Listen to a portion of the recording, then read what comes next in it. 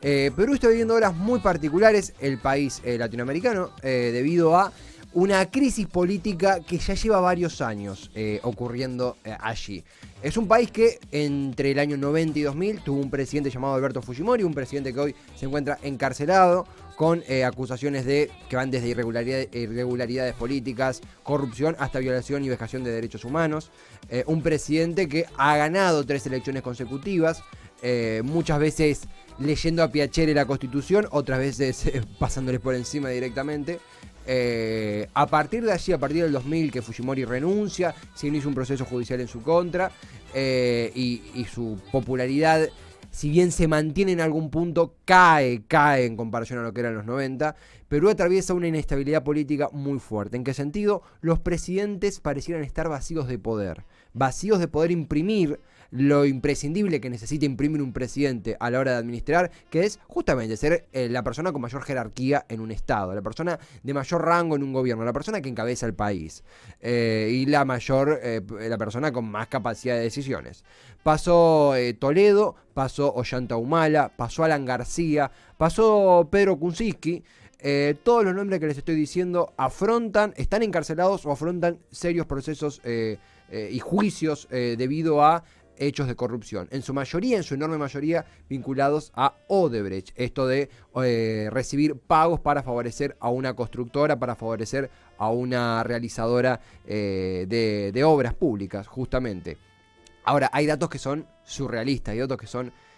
Bueno, no hay palabras. Por ejemplo, el caso de Alan García, como saben, el presidente de Perú entre el 85 y el 90, y entre el 2005 y 2010, si mal no recuerdo, o 2006 y 2011, ya confirmó la fecha, se me está escapando, que antes de ser encarcelado, antes de ser detenido el año pasado, se disparó, se suicidó.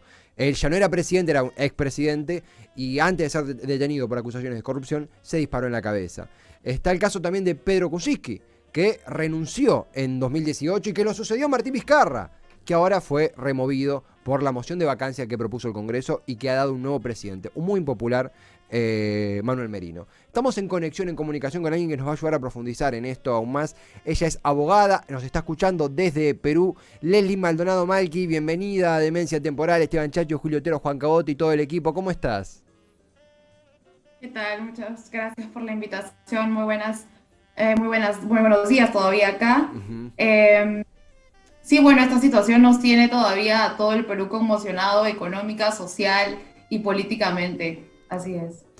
Y Leslie, algo que picábamos al principio es esto de la noticia. Si bien había una búsqueda por parte del Congreso de favorecer la destitución de Vizcarra, la noticia aquí cayó de sorpresa, no estaba prevista de ninguna manera. ¿Cómo la tomaste vos, que vivís en Perú, la noticia? ¿Cómo fue enterarse que Vizcarra había sido removido de su cargo?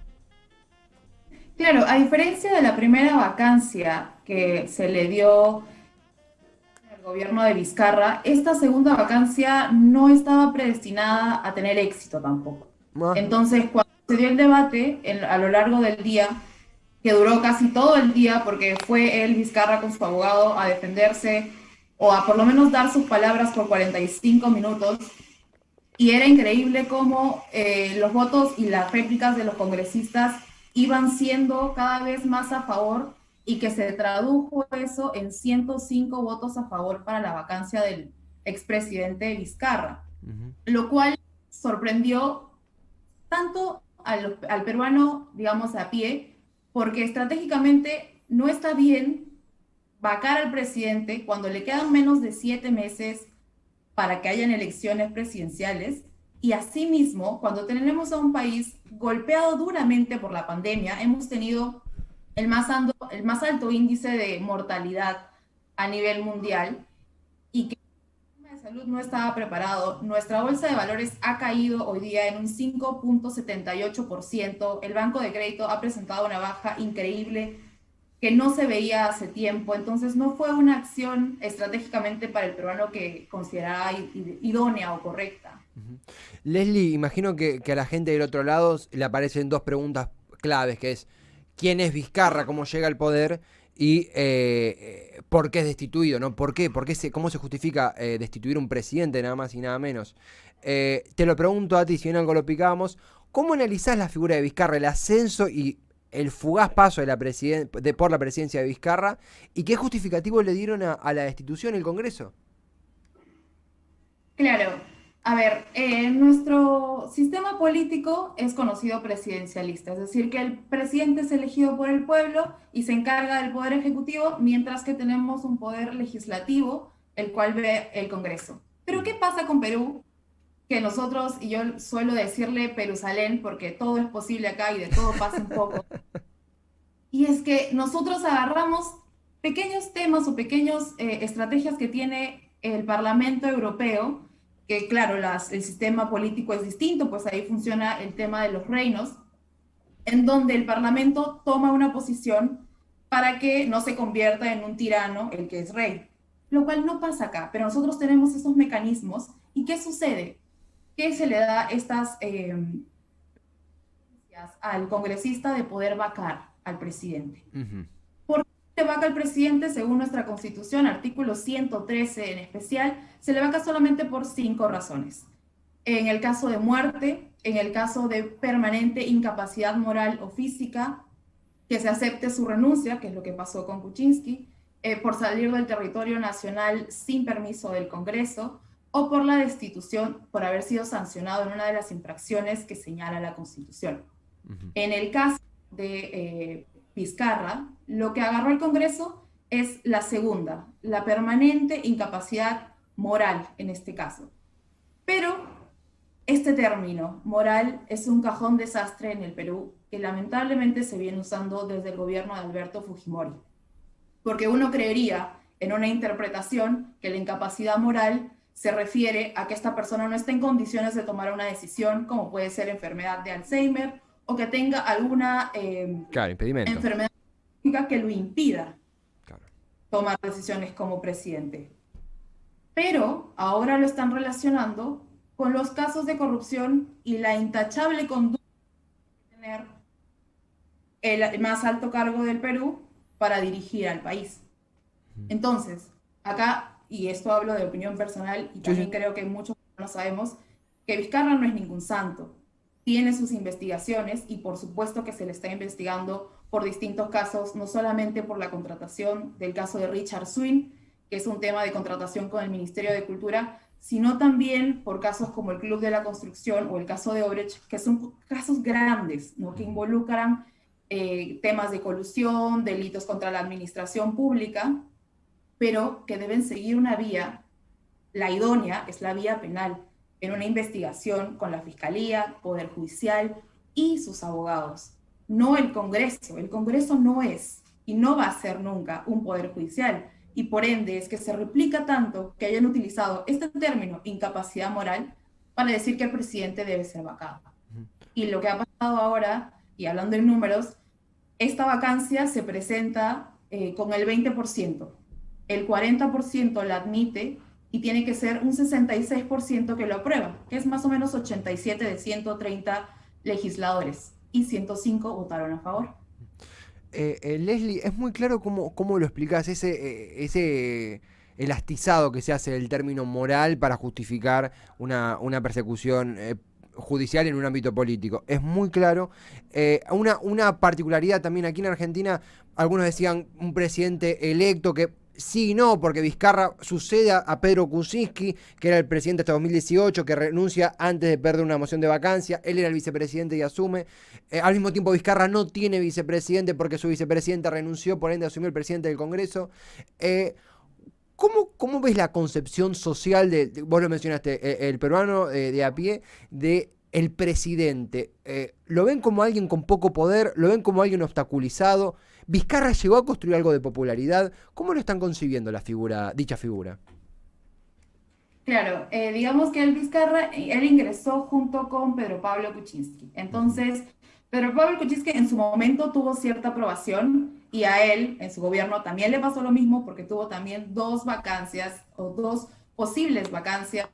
Y luego de la segunda, por los escándalos que hubo en la votación, es que él renuncia. Claro. Le cede Vizcarra, se da esta primera vacancia. Anteriormente ya Mercedes Arauz había renunciado. La vice. Te digo, en el Perú, Vizcarra tenía aproximadamente un 60-80% de aprobación. era uno de los más altos índices de aceptación por parte del pueblo, puesto que la dinámica de trabajo de Vizcarra como presidente ha sido, llamemos a la juventud al poder, puesto que ellos tienen la mente más fresca, seamos sinceros, y ha creado también, y parte de sus políticas ha sido esta dinámica anticorrupción, Ujú. y asimismo ha dicho, nadie tiene privilegios acá. Ha impulsado mucho quitarle inmunidad a los congresistas, ha impulsado mucho el tema de la no reelección de congresistas, y siempre se ha mantenido firme en que él no se iba a presentar como postulante a la presidencia el próximo año, y trabajaba al menos para el pueblo, o al menos eso lo veía él, Ujú. y también lo sentimos y lo sentía también el pueblo peruano. El problema acá es que si tú no te manejas, si no manejas una alianza con el Congreso, no vas a gobernar. Mm. Ese es el problema. Y tras la caída de Pedro Pablo Kuczynski, no había un partido oficialista, porque además debemos recordar que Vizcarra disolvió el Congreso. Entonces, la cantidad y la mínima cantidad que había del partido oficialista, tras esta disolución, fue aún más mínima. Claro. Entonces, tenemos a distintos partidos que ninguno decidió apoyar a Vizcarra. Ninguno decidió, se cortó justo, ninguno decidió. Ninguno decidió apoyar a Vizcarra. Claro. Y Leslie, mismo por si alguien se está sumando y aparecen nombres nuevos, Martín Vizcarra, expresidente de Perú, lo vimos en pantalla, saliente anteayer fue destituido. Pedro Kuczynski, su antecesor, presidente electo 2016, renuncia por una moción de vacancia, lo sucede su vice que era Vizcarra. Aparecen nombres como es el caso de, aquí me hice un apunte para no olvidarme, Toledo, Ollantumala, Alan García, ni hablar Alberto Fujimori, expresidente de Perú, que todos enfrentaron procesos judiciales y debilidad y se ha dinamitado su capital político, ni hablar de Alan García que se disparó en la cabeza antes de ser detenido el año pasado, quizá en el hecho más, terrible que recordemos de la Trágico. política latinoamericana en los últimos 5 años, en términos generales. Leslie, primero una cosa, permitime, porque mencionaste algunos aspectos de las acusaciones contra Vizcarra y quiero recomendar los que han hecho, el equipo que ha hecho posible este enlace, que es Politólogos al Whisky, donde vos escribís y detallaste muy claramente cómo es el proceso que enfrentó y afrontó Vizcarra, así que Alejo, apoyo a todo, apoyo al whisky, nuestro afecto ilimitado.